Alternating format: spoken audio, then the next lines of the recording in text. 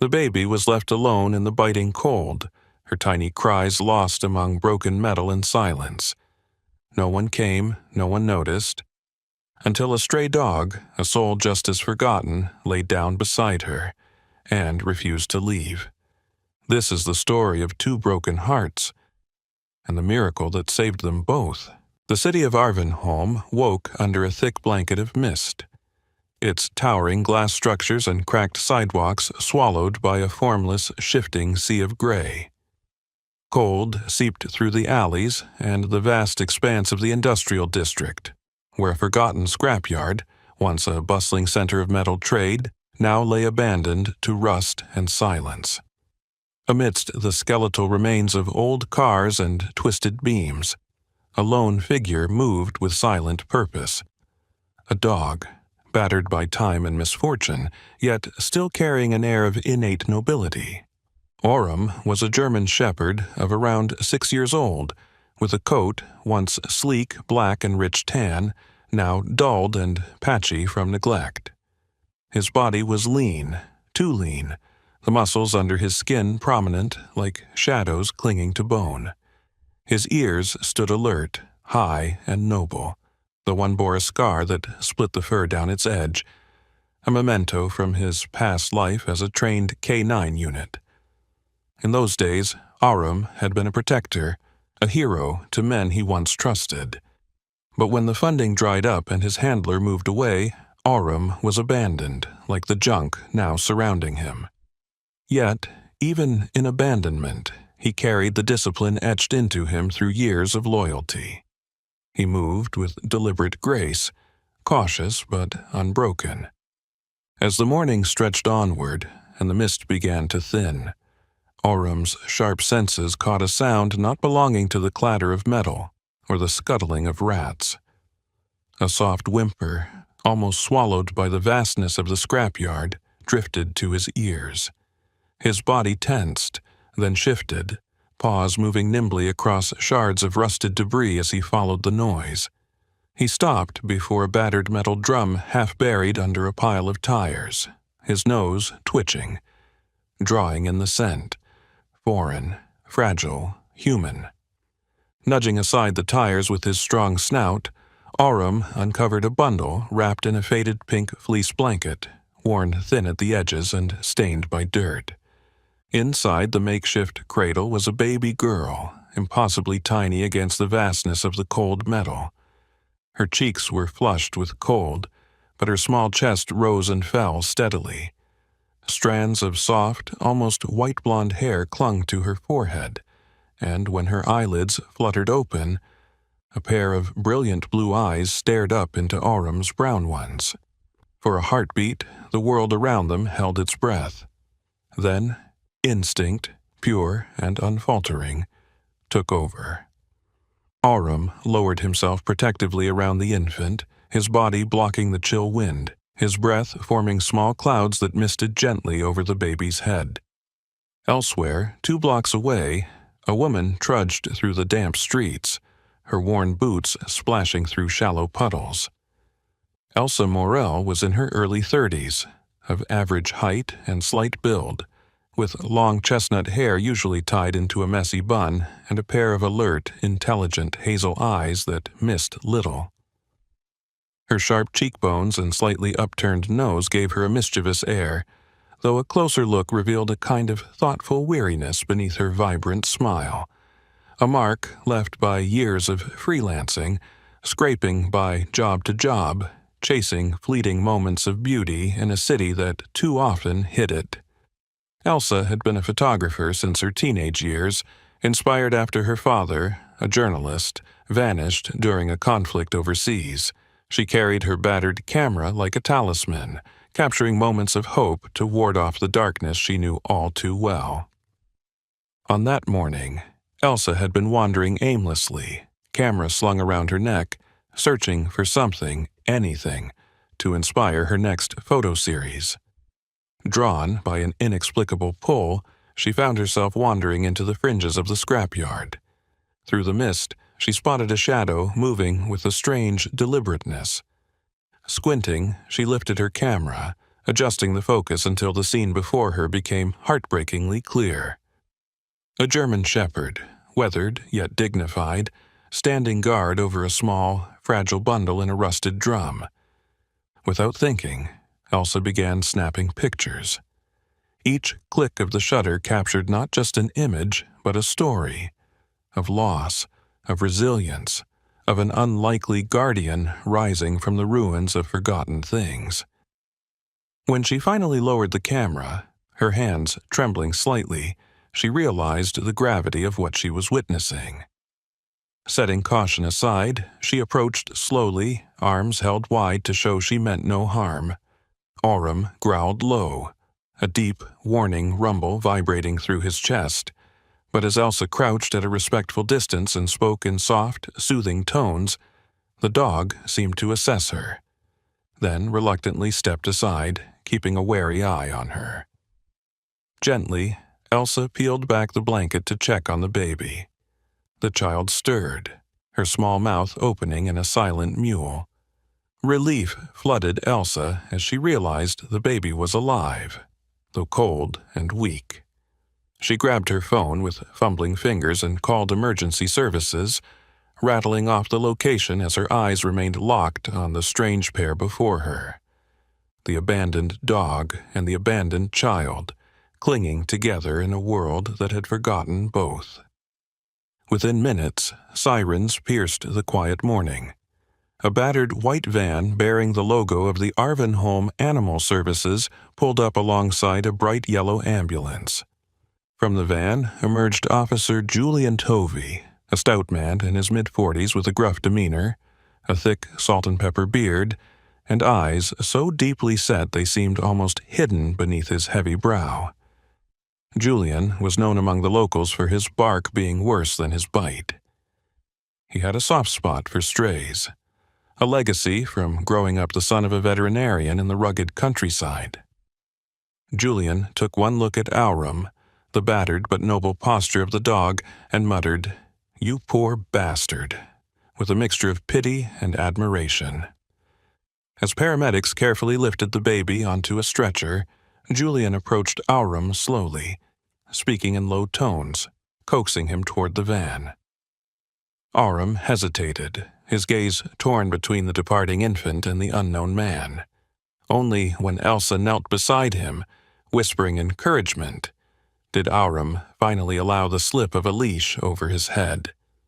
The baby, barely a whisper of warmth under layers of blankets, was rushed to the city hospital. In the ambulance, one paramedic, a woman with short blonde hair and tired but kind green eyes, jotted down a temporary identifier, Baby Lyra, after the ancient constellation, a name Elsa had suggested when asked what to call the nameless child. Meanwhile, Aurum was transported to a nearby animal shelter where he would be evaluated. Elsa, heart hammering with adrenaline and something else she dared not name yet, uploaded one of the photos she had taken. A shot of Aurum standing sentinel over Lyra, the mist swirling like a veil around them, to her modest social media page with the simple caption, "A silent guardian found in the scrapyard. Hope is never truly lost." By nightfall, the post had gone viral. Thousands of comments poured in, sharing the image, offering help, demanding to know what would happen to the baby and the brave dog who refused to leave her side. In a city numbed by routine hardship and cold gray days, the story of Lyra and Aurum ignited something rare. A flicker of collective warmth. A surge of belief that perhaps, even in the bleakest corners, miracles could be found. And so, without knowing it yet, Arvenholm began to stir awake, drawn together by the unlikely bond between a forgotten dog and a child left to fate, and by the woman who, camera in hand, had refused to look away. The morning sun fought to pierce through the heavy hanging mist that still lingered over Arvenholm, as news of the scrapyard miracle spread like a ripple across the city's tight web of neighborhoods and narrow streets. At the edge of the industrial zone, tucked behind the abandoned Massey Ironworks plant, stood a squat, unassuming house that had once been painted blue, but had long since faded into a muted shade of ash. Its garden was wild, its fence leaning precariously, and yet it exuded a stubborn sort of life, much like the man who lived inside it. Mathis Ravel, aged 55, leaned over a chipped porcelain sink, scrubbing his calloused hands even though they were already clean. He was a man carved from old stone, tall but slightly stooped from years of hard work, his body lean, built on wiry strength rather than muscle. His hair, once thick and chestnut brown, had retreated to the back of his head and faded into a stormy gray, framing a face that was all angles and creases. His deep-set eyes, colored the pale green of worn sea glass, held a haunted look, the kind that spoke of sorrow too long carried alone. Mathis had once been a renowned veterinary surgeon in southern France, known for his gentle hands and stern, quiet brilliance. But grief had redefined him. 5 years earlier, he had lost both his wife, Claire, and their daughter, Ariane, in a car crash on a wet country road. An accident he had replayed in endless, self-punishing detail.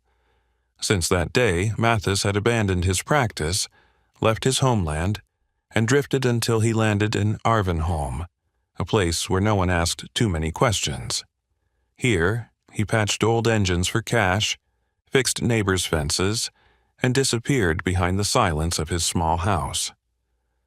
A diagnosis of mild depression had followed him like a ghost, but he refused medication, believing penance had to be felt, not dulled. That morning, as he nursed a bitter cup of coffee, he saw the image that would change everything. On the cracked screen of his aging laptop, Elsa Morel's viral photograph glowed. A German shepherd standing like a sentinel over a newborn baby, their breath misting in the cold scrapyard air. Mathis froze, his heart squeezing painfully in his chest. He stared, unable to tear his gaze away. It was not the baby alone that gripped him, it was the dog. Even through the photograph's grain, he could see the tension in the animal's stance, the careful protectiveness, the loyalty burned into every line of its battered body. He sat back slowly, fingers trembling slightly as he traced the image on the screen. An inexplicable feeling surged up, a connection raw and undeniable. It was as if the fragments of himself, broken and scattered, recognized something kindred in the dog and the child. Mathis closed the laptop with a sharp snap. Without overthinking, he pulled on his threadbare coat and stepped out into the mist, his boots thudding against the broken pavement with purpose. Meanwhile, across town at the Arvenholm Municipal Animal Shelter, Aurum lay curled on a thin blanket in a steel-floored kennel. He had not eaten much, refusing the dry kibble offered to him, and he paced restlessly whenever the staff approached. Lana Prescott, the shelter's intake coordinator, a plump woman in her late 40s with a kind smile but tired eyes, noted his behavior with a sigh. Lana, who had worked with rescue animals for over 2 decades, recognized the signs of a working dog displaced from his purpose. She scratched notes on her clipboard, loyal, anxious, high intelligence. But her heart ached for the creature. When Mathis arrived at the shelter, Lana eyed him warily at first, her professional instincts sharp. Dressed in a battered coat, jeans patched at the knees, and heavy boots, he looked like a man used to hardship.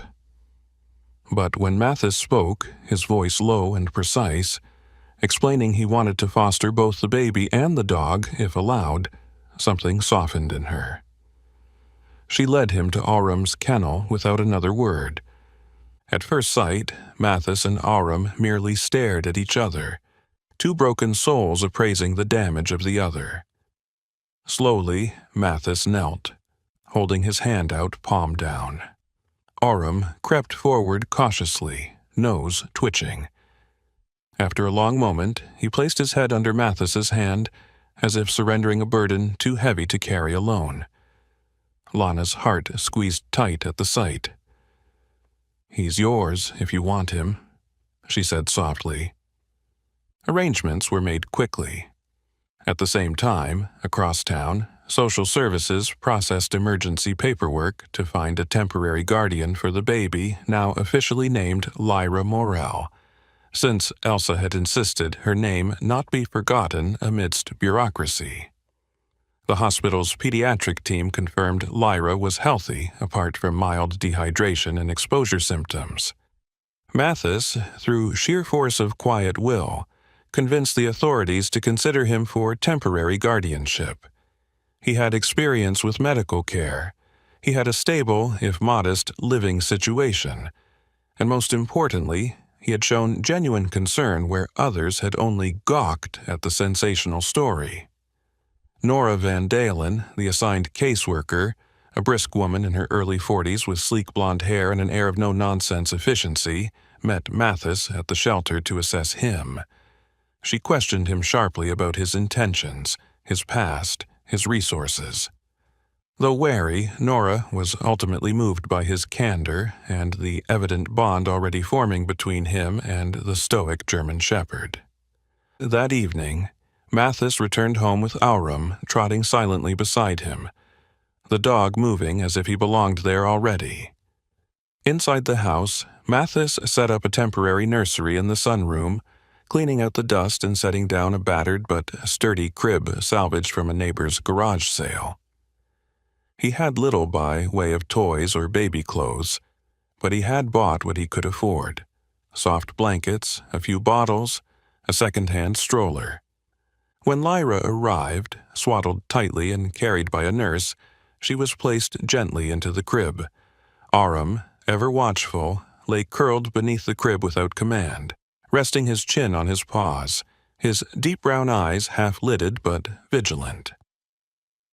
Mathis sat in an old rocking chair nearby, watching the small life they had both somehow been entrusted with.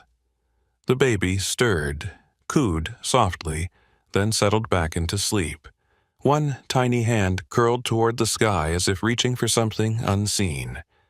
Outside, the city of Arvenholm buzzed with the noise of daily life, cars honking, neon signs flickering. But inside that battered little house, a pocket of impossible peace had formed. Mathis felt it settle over him like a heavy, comforting blanket. Unfamiliar, but welcome. He stroked Aurum's battered head and whispered, "You and me, old boy. Looks like we've got a second chance, whether we deserve it or not." As night fell, a cold rain began to beat against the windows, but inside the little home by the dead factory, the unlikely family huddled together against the world, held fast by the first fragile threads of something stronger than fear, stronger even than grief: hope.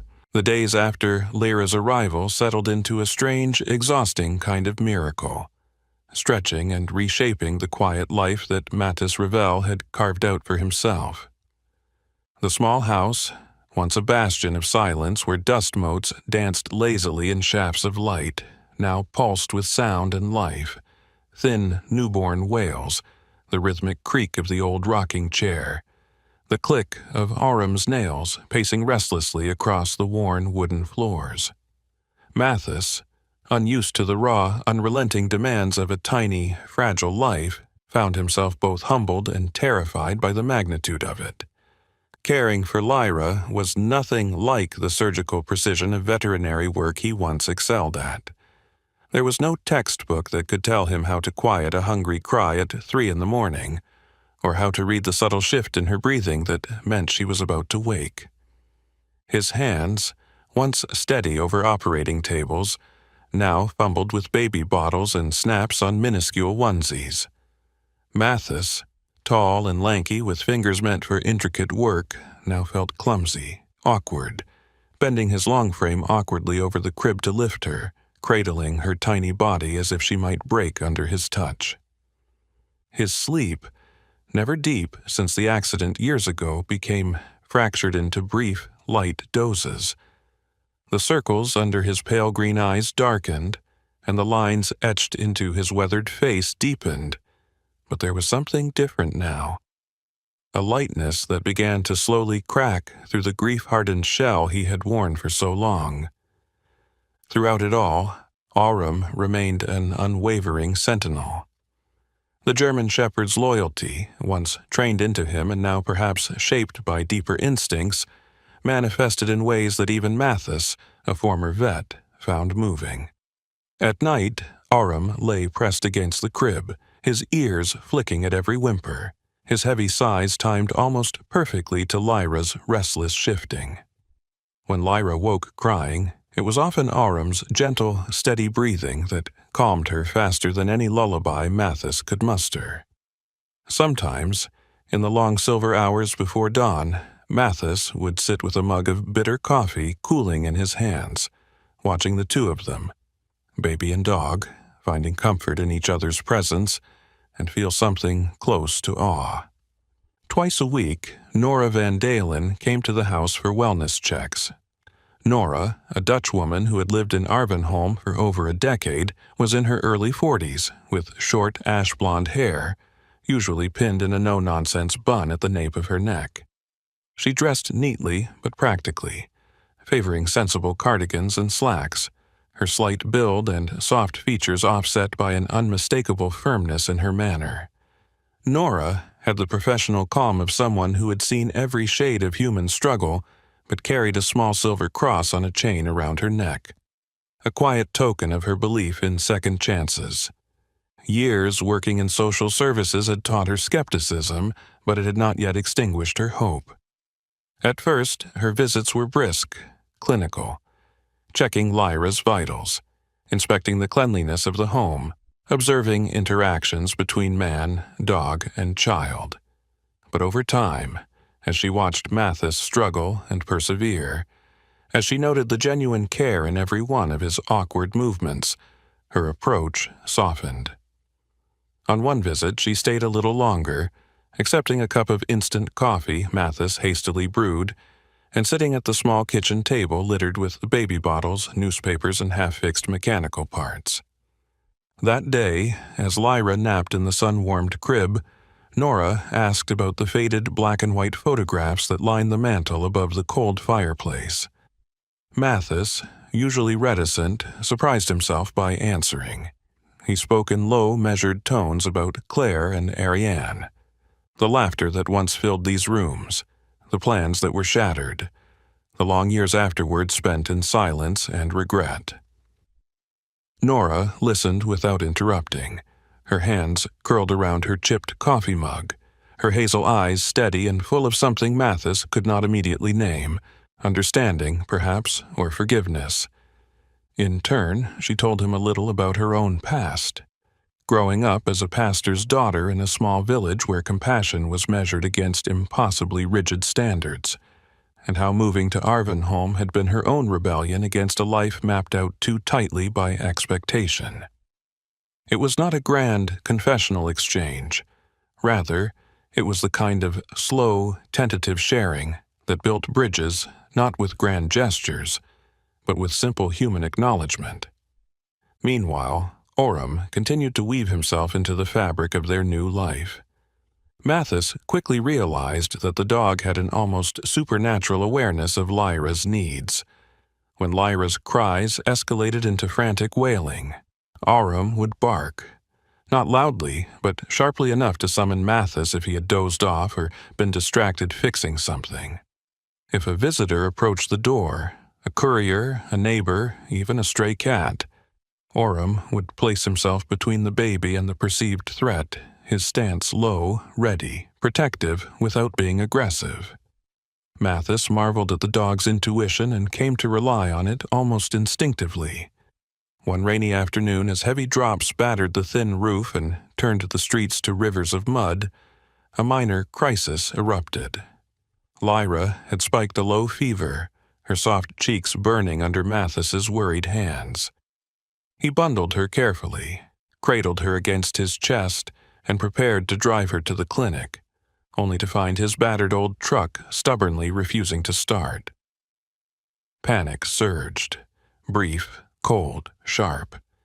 But before Mathis could sink into helplessness, Nora arrived for her scheduled visit, umbrella in hand, soaked through but cheerful. Without hesitation, she swept the infant from his arms, wrapping her expertly in an extra blanket she always kept in her car for emergencies. "Get in," she ordered briskly, and together they drove through the storm to the pediatric clinic on Hemsworth Avenue. Lyra's fever turned out to be nothing more than a teething spike, a normal hurdle in infant care. But to Mathis, the experience crystallized the realization that he was no longer capable of facing every storm alone. That night, exhausted but relieved, he sat on the living room floor with Lyra sleeping against his chest and Aurum stretched out beside them. He looked at Nora, who lingered awkwardly in the doorway, as if unsure whether she should leave or stay. "Thank you," he said simply, and something unspoken passed between them. Not romance, not yet, but a shared recognition of two people rebuilding themselves in small, imperfect ways. Outside, the rain had slowed to a whisper. Inside, amidst the clutter of a life hastily assembled but fiercely protected, Mathis felt, for the first time in years, the faint, stubborn pulse of belonging.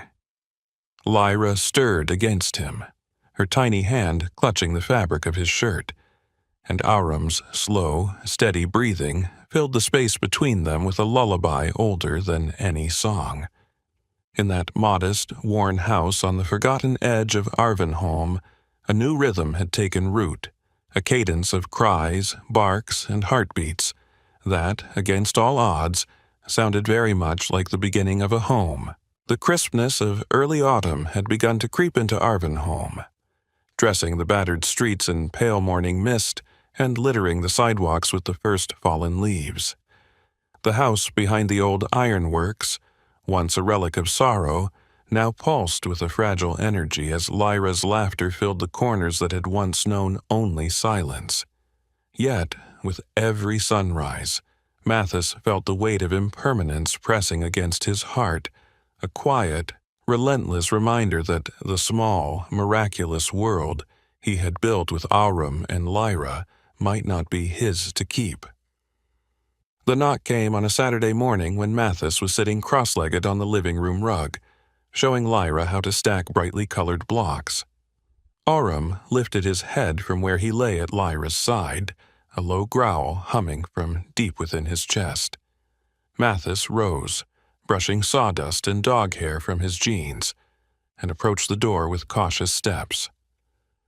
Standing on the porch was a young woman, no more than 20, shivering slightly despite the thick, oversized coat that dwarfed her slight frame.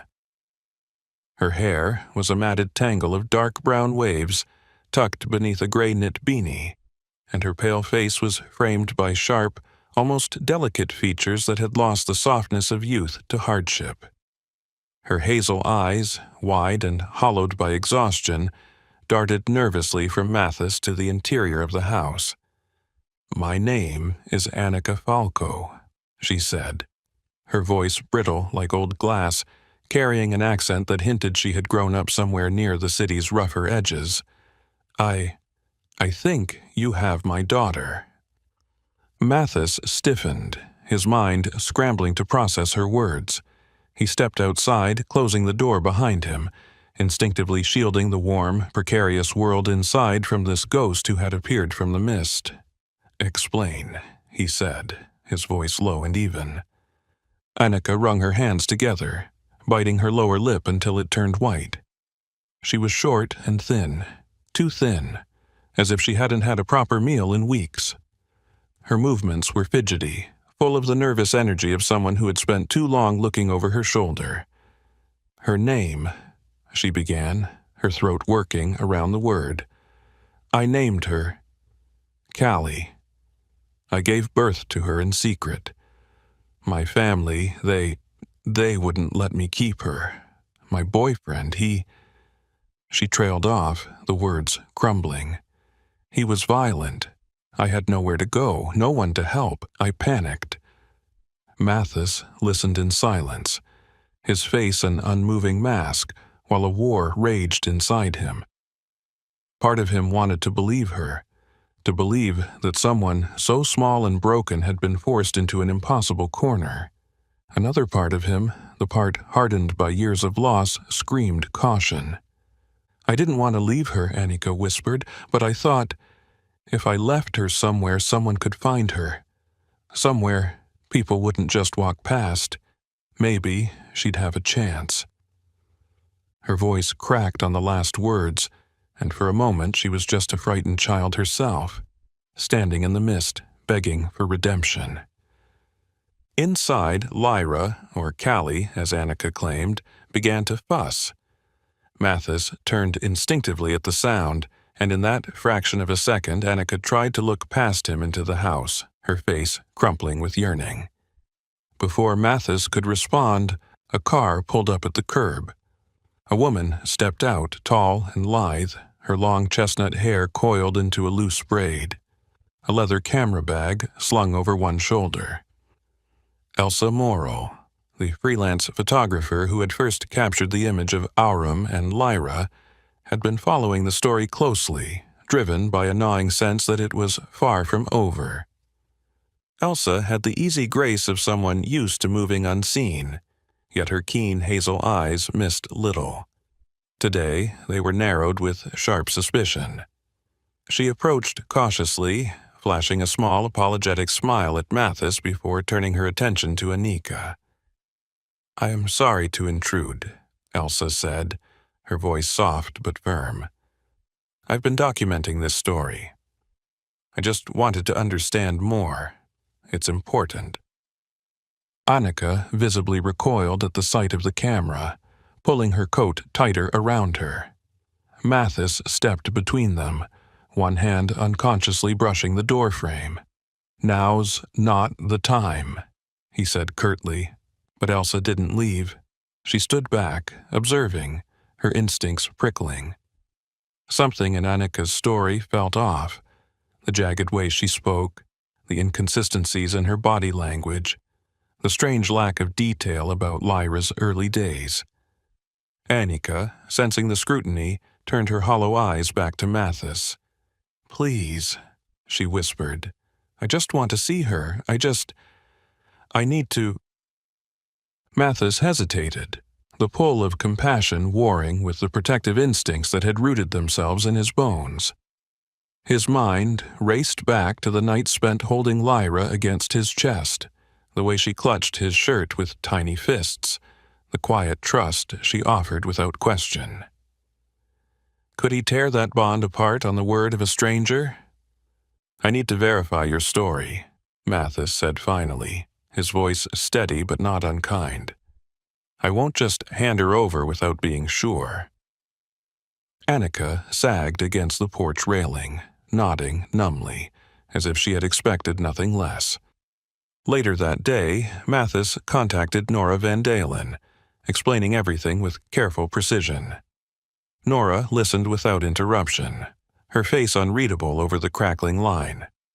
She promised to open a formal investigation and arrange for DNA testing.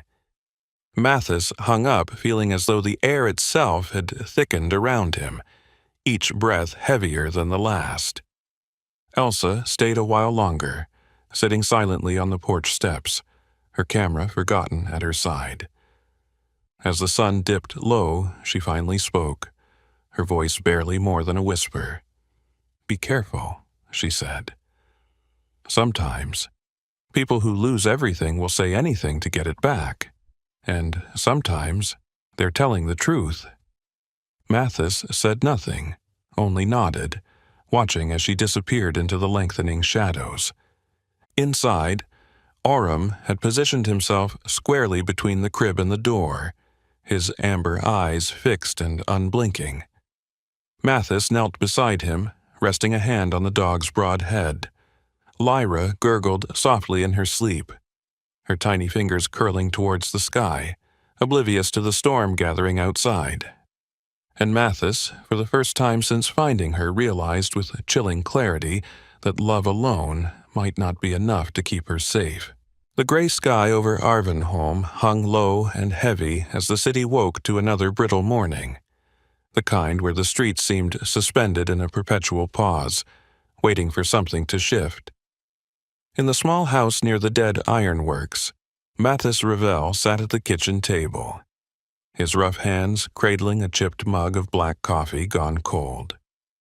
Across from him sat Nora Van Dalen, her notepad resting on the table between them, her pen motionless, her eyes trained on him with a steady patience that Mathis found both comforting and unnerving.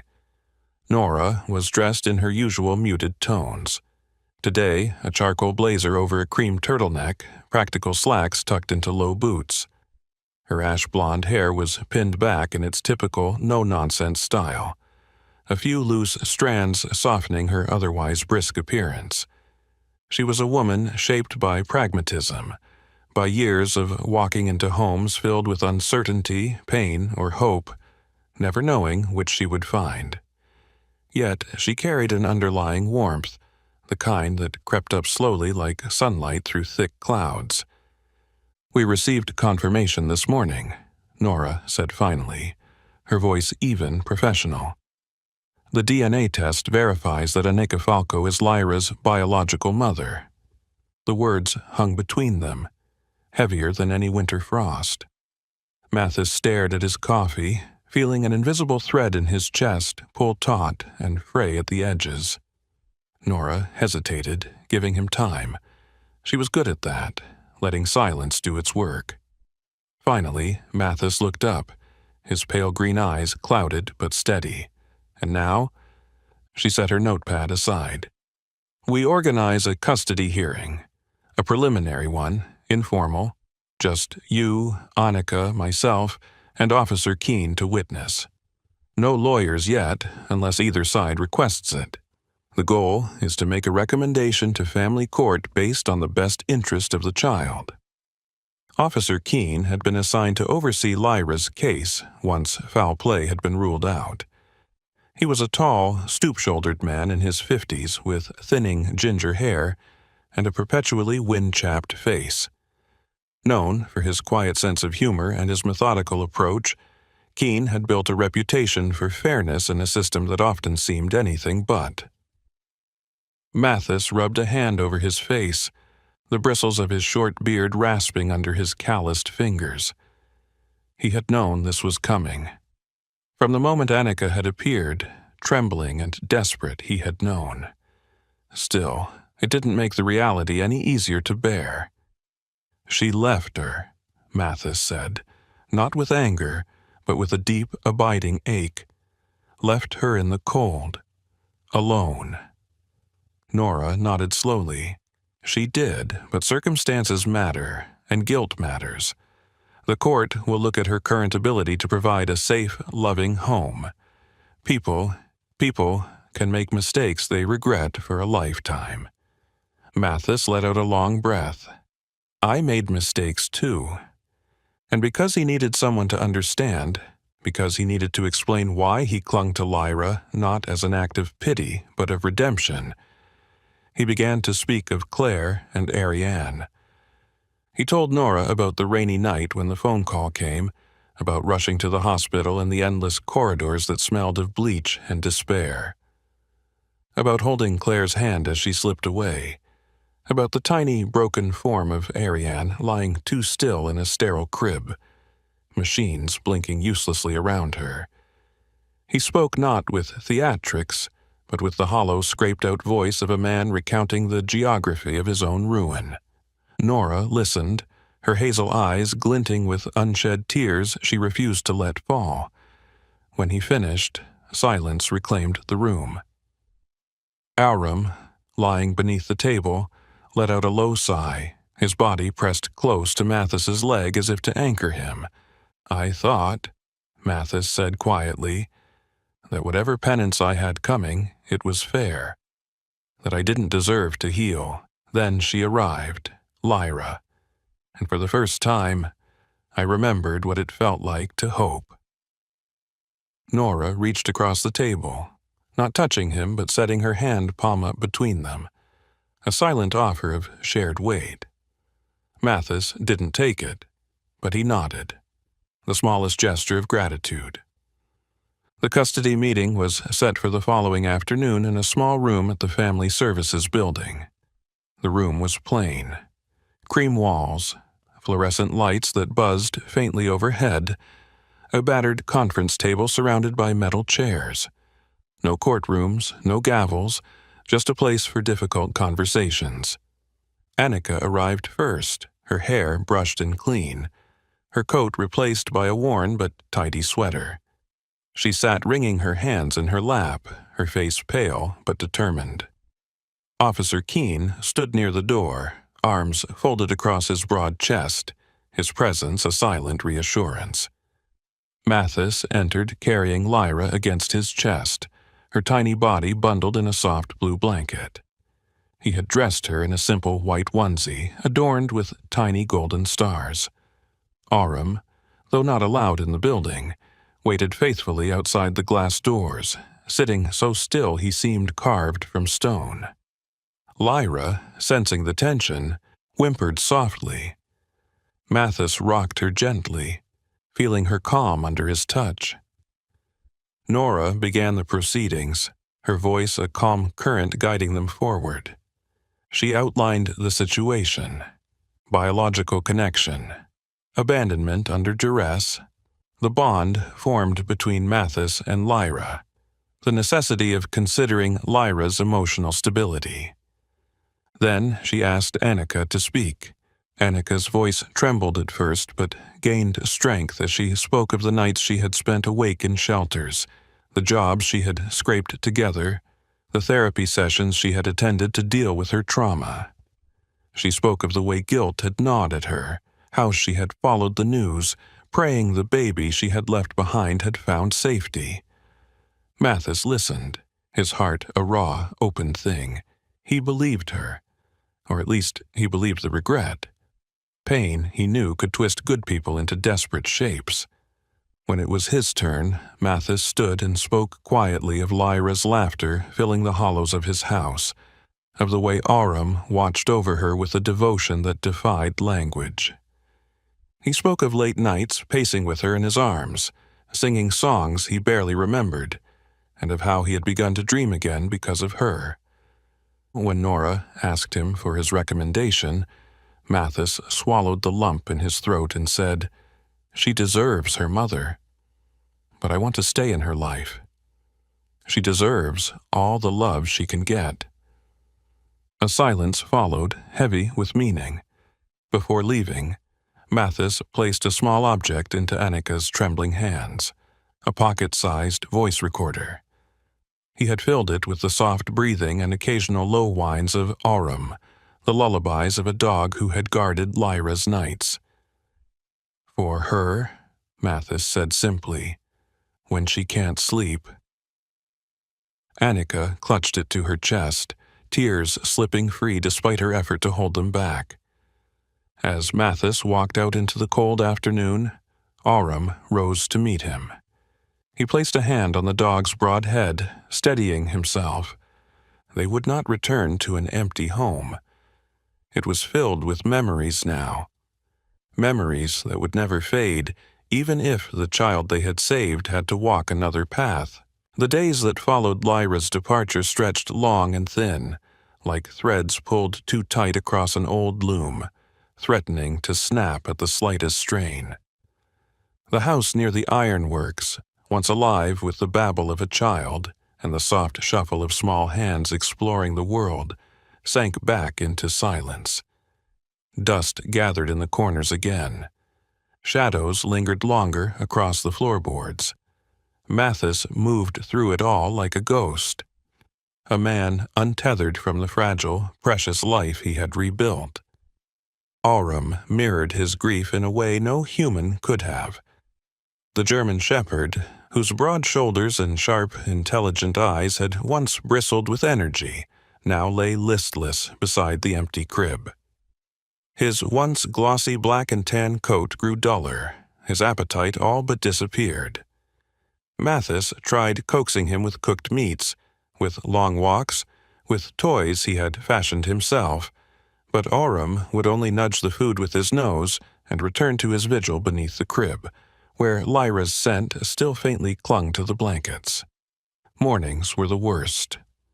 Mathis would wake from shallow, fitful dreams, expecting the chirp of Lyra's cries or the soft patter of her tiny feet on the worn rugs.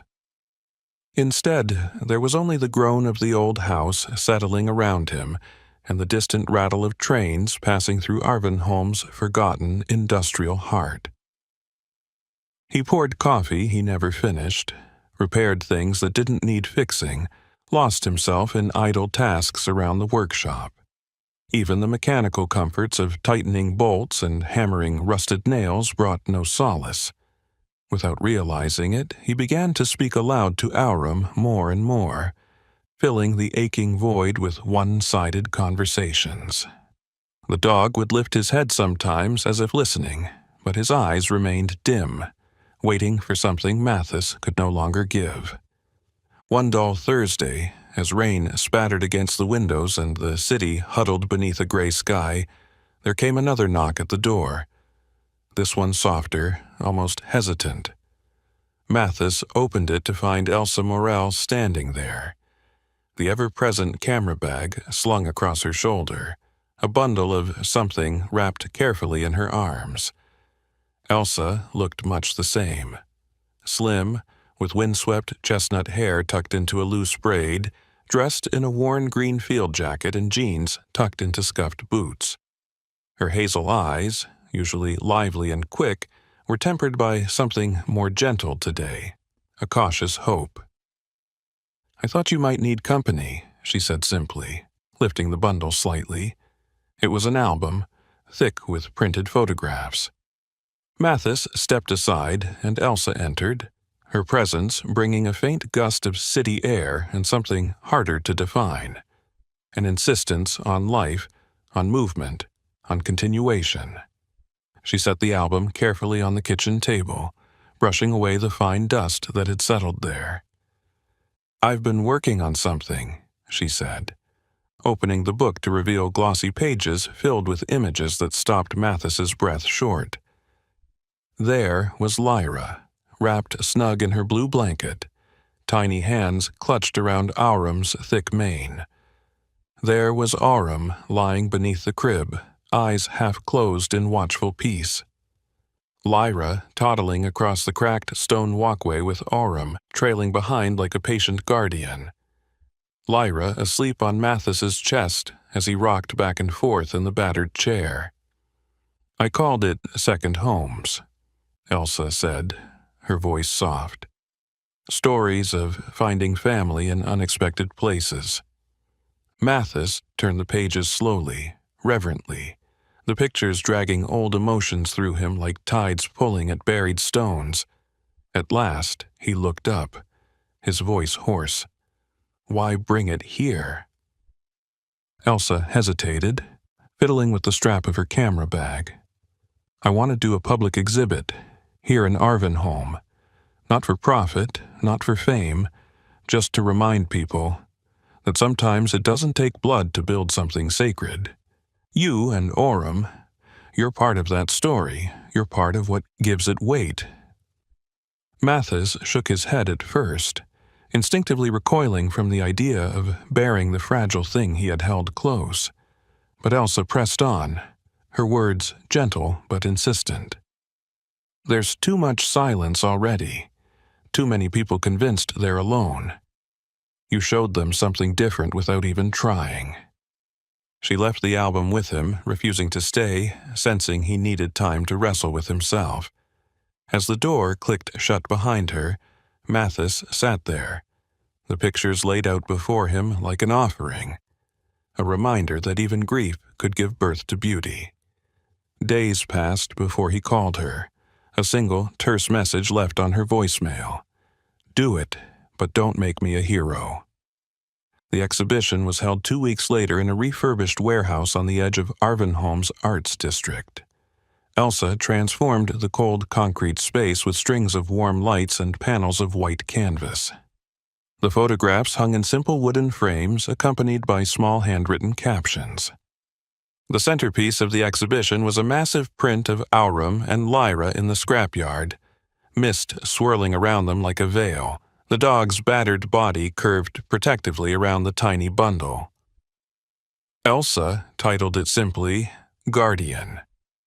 People came in waves: students, workers, pensioners, young couples holding hands. Some came because they had seen the viral story months ago. Others came because whispers of something pure had spread through the city like a much-needed fire. Mathis stood at the edge of the room, hands in his pockets, uncomfortable but rooted. He wore a plain brown jacket and scuffed boots, blending into the crowd. Aurum, freshly bathed and brushed to a muted shine, sat beside him, his posture proud but relaxed.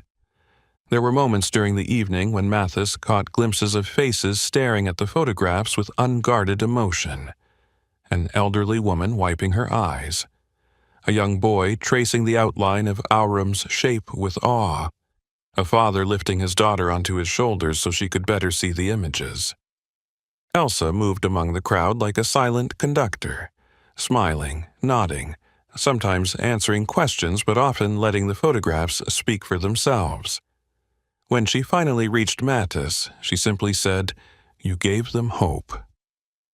Mathis didn't answer. He didn't trust his voice not to break. Instead, he looked down at Aurum, who returned his gaze with a slow, deliberate blink, the faint thump of his tail against the floor the only sound between them. Later that night, as they walked back to the house through the soft drizzle, Mathis carried the small mementos Elsa had given him, a framed print of Guardian and a bundle of notes visitors had left at the exhibit. Some thanked him. Some simply shared their own stories of loss, of finding love again when they thought it impossible. Inside the house, he hung the photograph above the fireplace where the old family portraits once sat. It seemed fitting somehow, not a replacement, but an evolution. As Aurum curled once more beneath the now empty crib, Mathis whispered into the dimness, "She's not gone. She's everywhere now." And, for the first time in many days, the emptiness inside him loosened, just a little, as he let himself believe that maybe, just maybe, absence could also be a kind of presence after all. The first signs of trouble came on a stormy evening when Mathis sat alone in the dim kitchen, the rain hammering against the windows like urgent hands. He was halfway through repairing a faulty lamp when his old cell phone buzzed on the counter. The number was unfamiliar, but something inside him, something ancient and uneasy, made him answer. "Mr. Ravel?" came a woman's voice, clipped yet gentle. "This is Supervisor Ellen Vance from Child Protective Services. I'm afraid there's been an accident involving Annika Falco." Mathis stood frozen, the world narrowing to the sound of his own breathing. "She's alive," Ellen continued quickly, sensing the tension. "But her injuries are serious. She's been admitted to Arvenholm General's long-term care unit. Her recovery will be uncertain." "And Lyra?" The words tore from Mathis's throat, hoarse and desperate. "She's safe," Ellen reassured him. "But with no immediate family able to care for her, she's been temporarily placed back into foster care." Silence fell between them, stretched taut across miles of storm. Mathis gripped the counter until his knuckles whitened. The idea of Lyra, small and confused, shuffled from stranger to stranger, was unbearable. Ellen cleared her throat delicately. "Given your prior guardianship and the bond observed, you are eligible to apply for custody again. It would require expedited evaluation, but I'll do it," Mathis said immediately. No hesitation. No doubt. The days that followed were a blur of paperwork, inspections, interviews. Nora Van Dalen took personal charge of the process, her usual professional detachment softened by genuine concern. She arrived at Mathis's home early each morning, carrying armfuls of forms and folders. Dressed in thick wool coats against the November chill, her cheeks reddened by the wind, she looked simultaneously exhausted and determined. A woman fighting battles far beyond what the system allowed. "This isn't standard," Nora admitted one afternoon as she shuffled through background check results at the kitchen table. "But after everything, you're more her family than anyone." There was gratitude in Mathis's tired smile, but also something fierce, protective. He had failed once before to save those he loved. He would not fail again. Meanwhile, Elsa Morrow, driven by instincts both professional and personal, approached the story from another angle. She contacted old acquaintances at Arvinholm's local media outlet, the Evening Beacon, a modest but respected paper, and proposed a feature not about tragedy but about resilience. Elsa, with her quiet authority and unshakable sense for human stories, knew precisely how to frame it. A man and his dog answering a second call to love. A city pulling together to protect one of its own. She spent days interviewing Mathis, carefully, respectfully, capturing the nuances of his gruff kindness, the silent strength of Aurum, and the still tender memory of a child's laughter filling a house built on grief. Elsa's photos, raw, unpolished, achingly real, showed Mathis sanding down an old crib he had found discarded behind a church, showed Aurum sitting vigilantly outside the social services office as Mathis submitted his custody application, showed the empty swing set in the cracked yard, waiting.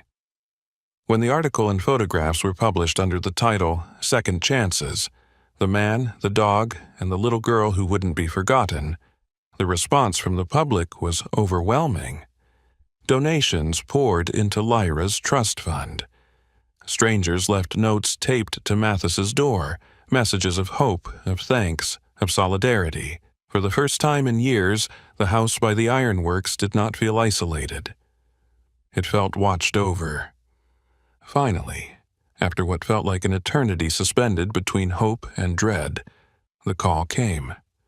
Nora's voice, lighter than Mathis had ever heard it, carried across the line. "You're approved, Mathis. Temporary custody for now, pending final adoption procedures. She's waiting for you." When Mathis arrived at the Child Services Center, Aurum riding in the passenger seat with stiff, excited posture, he felt like a man stepping into a dream he hadn't dared believe in. The center was a sterile, echoing building, its walls decorated with childlike murals in soft, hopeful colors. The receptionist, a middle-aged woman with gentle eyes and a halo of frizzy brown hair, led them down a corridor without speaking, as if she too sensed the sacredness of the moment. They entered a bright playroom filled with scattered toys. In the center sat Lyra, smaller than Mathis remembered, bundled in a pink coat 2 sizes too big. Her hair had grown longer, curling softly at the ends. She was stacking wooden blocks with mechanical focus, her tiny brow furrowed. Mathis knelt, unable to breathe. Aurum moved first. With a low, keening whimper that broke the room's heavy stillness, he padded forward, tail low, body trembling with contained emotion. Lyra turned at the sound. For a heartbeat, she simply stared, as if trying to piece together a dream remembered too suddenly. Then her face broke open into a smile so radiant it seemed to banish the winter light from the windows. She dropped her blocks and ran on unsteady legs straight toward the dog. "Aurum!" she cried, her voice high and sweet and cracked with joy. The German shepherd met her halfway, pressing his great head into her tiny hands, letting out a soft, chuffing whine. Lyra wrapped her arms around his thick neck, burying her face into his fur as if she could climb inside and never leave again. Mathis bowed his head, swallowing against the lump in his throat. When Lyra finally looked up, her blue eyes locked on Mathis. She toddled forward, one hand still clutching Aurum's scruff, the other reaching out. "Dada," she said simply. And with that single fragile word, Mattis Ravel's world, damaged, rebuilt, stitched together with sorrow and stubborn hope, came fully, blessedly alive again. Spring unfurled its soft green fingers across Arvenholm, chasing away the last stubborn remnants of frost. The once worn streets now shimmered with puddles catching golden light, and the hum of life returned to the city's forgotten corners. In the battered house near the dead ironworks, a different kind of renewal had taken root, one stitched from laughter, dog fur, and the small bright voice of a little girl rediscovering her place in the world. Mattis Ravel moved through his days with a purpose he had not known in years. The deep lines around his sea-green eyes remained, and his hair, peppered heavily with gray, still refused the taming of a comb, but the old burden in his posture had lifted. Each morning began with Lyra's footsteps pattering down the hallway, a shriek of delighted laughter as she leapt onto Mathis's bed, followed closely by Auram's heavy paws and his contented huff. The garage, once cluttered with rusting tools and the remains of forgotten projects, had been transformed into a playroom under Mathis's patient hands. He had cleared it out entirely, sanding the floor smooth, patching cracks in the walls, painting them in bright hues of blue and green. He built a low shelf for Lyra's growing collection of books and toys, installed a tiny art corner complete with a battered easel, and hung fairy lights along the ceiling beams, creating a soft, perpetual starlight.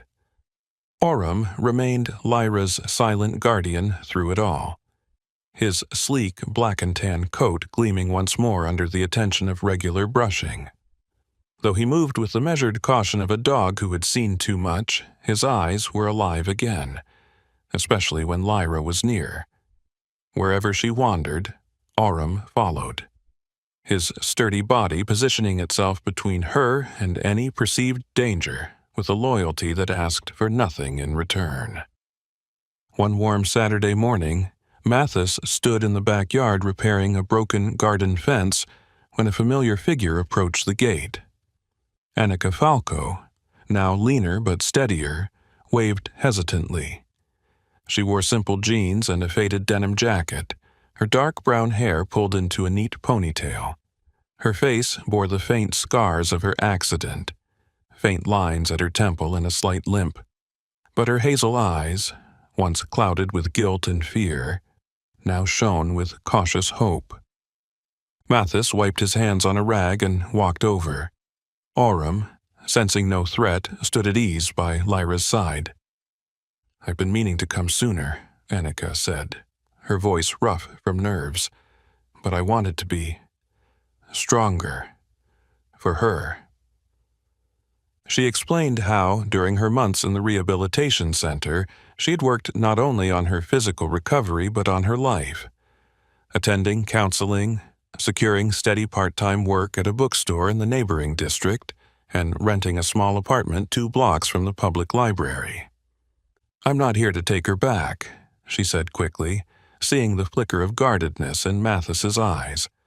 "I know where she belongs, but if you'd let me, I'd like to be part of her life, as someone who loves her, maybe an aunt, or—" Her voice broke.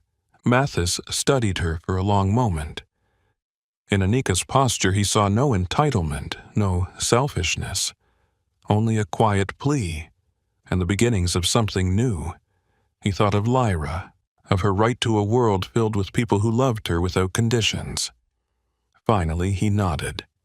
"Only if it's always about what's best for her." Annika smiled through tears. Always. From that day forward, Annika became a gentle, peripheral presence in Lyra's life, joining them for occasional Saturday afternoons at the park, bringing books and little painted stones she crafted herself, slipping seamlessly into the extended family that Mattis and Auram had built around their girl. Lyra, now 4 years old, thrived in the sunlight of their shared days. Her blonde hair, grown long and often tied into messy pigtails, bounced as she ran. Her blue eyes, once wide and uncertain, now sparkled with mischief and joy. She had inherited her foster father's stubbornness and Autumn's quiet vigilance, becoming a child equal parts laughter and fierce loyalty. One particularly brilliant afternoon, under a sky so blue it seemed impossible, they visited the large city park, a sprawling maze of meadows, old oaks, and winding trails. Mathis sat on a weathered bench, a thermos of coffee resting beside him, watching as Lyra and Aurum played among the wildflowers. Aurum, patient and strong, allowed Lyra to clamber onto his broad back with the practiced ease of a child who had done it 100 times before. Her small hands buried themselves in the thick fur at his shoulders as she nudged him forward with tiny heels. "Giddy up, Knight Aurum," she squealed, her laughter ringing out across the park. Mathis chuckled under his breath, warmth blooming in his chest. Nearby, parents turned to smile, some lifting their phones to snap photos, captivated by the sight of the loyal dog and his giggling rider. Then, as Aurum trotted in slow circles and the spring air danced with the scent of fresh earth and blossoms, Lyra turned toward Mathis. Her cheeks were flushed with happiness, her blue eyes wide with earnest excitement. "Daddy," she called out, her voice strong and clear. "When I grow up, I'm going to tell everyone how Aurum saved me. I'm going to tell all my friends." Mathis felt his throat tighten painfully. He forced a smile, raising a hand in a wave, but his vision blurred against his will. He blinked rapidly, the tears falling silently anyway, tracing clean lines down the rugged map of his weathered face. He whispered hoarsely, more to himself than anyone else, "You already are, sweetheart. You already are." And in that moment, under the wide, forgiving sky, Mathis knew that the miracle that had begun in the cold wasteland of a scrapyard had never truly ended. It lived on, in every footstep Lyra took, in every beat of Aurum's loyal heart, in every sunrise that cast golden light over their small, battered, beautiful home. It lived on because they had chosen, again and again, to believe in second chances. And in the end, that belief had built them something stronger than blood, stronger than loss. A true, enduring home. Sometimes, the greatest miracles do not descend from the heavens with a roar of angels or blinding light. Sometimes they come quietly, wrapped in a second-hand blanket, carried on the broad back of a loyal dog, or found in the scarred hands of a man who thought his time for love had long passed. Lyra, Mathis, and Aurum remind us that family is not always written in blood, but in acts of loyalty, sacrifice, and unconditional love. They show us that even in a world shadowed by loss and brokenness, God plants seeds of hope, hidden in places we least expect, waiting for hearts willing to see them. In our daily lives, amid the noise, the deadlines, the small heartbreaks and big worries, may we never lose sight of those quiet miracles. The kindness of a stranger, the loyalty of a pet, the small hand reaching up for ours. These are the fingerprints of God. The proof that grace, though unseen, moves through every crack and corner of this imperfect world. May God bless you, dear friends, wherever you are watching from. May He fill your homes with laughter, your hearts with compassion, and your journeys with unexpected miracles. If this story touched your heart, share it with someone who might need a little hope today. Leave a comment below. We'd love to hear your thoughts and your own stories of everyday miracles. Don't forget to like, subscribe, and join our growing family. Every time you do, you help spread light just a little further into the world. And remember, miracles still happen. Sometimes they are just waiting for someone like you to believe.